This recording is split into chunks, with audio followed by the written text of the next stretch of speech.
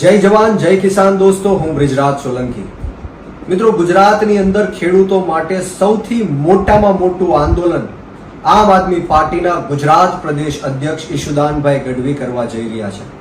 આવનારી તારીખ 29ના રોજ ખંભાળિયા ખાતે જે વિસ્તારોની અંદર વરસાદ નથી પડ્યો અને પાણી ન હોવાના કારણે, પાણીની અછત હોવાના કારણે જે ખેડૂતોને પાકમાં નુકસાની થઈ છે, ત્યારે આ વર્ષ દુષ્કાળગ્રસ્ત ઘોષિત કરવા માટે, અનેક જિલ્લાઓને દુષ્કાળગ્રસ્ત ઘોષિત કરવા માટે, યોગ્ય સહાય આપવા માટે અને ખેડૂતોના હક, અધિકાર અને ન્યાયની વાત કરવા માટે ઈશુદાનભાઈ ગઢવી દુષ્કાળ ઘોષણા સત્યાગ્રહ ઉપર આંદોલન કરી રહ્યા છે, ધરણા ઉપર બેસી રહ્યા છે।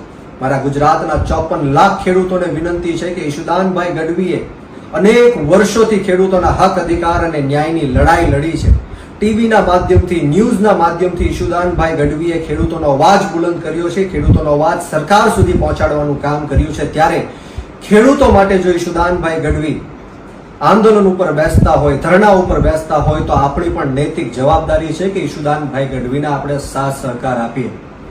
ગુજરાતના 54 લાખ ખેડૂતોને હું વિનંતી કરું છું કે ખેડૂતો સાથે આપણે સૌ સાથે મળીને એમને અન્યાય ન થાય, અત્યાચાર ન થાય, એ માંગ સાથે આપણે ઈશુદાનભાઈ ગઢવીને સમર્થન આપવું જોઈએ અને આ ધરણામાં આપણે જવું જોઈએ।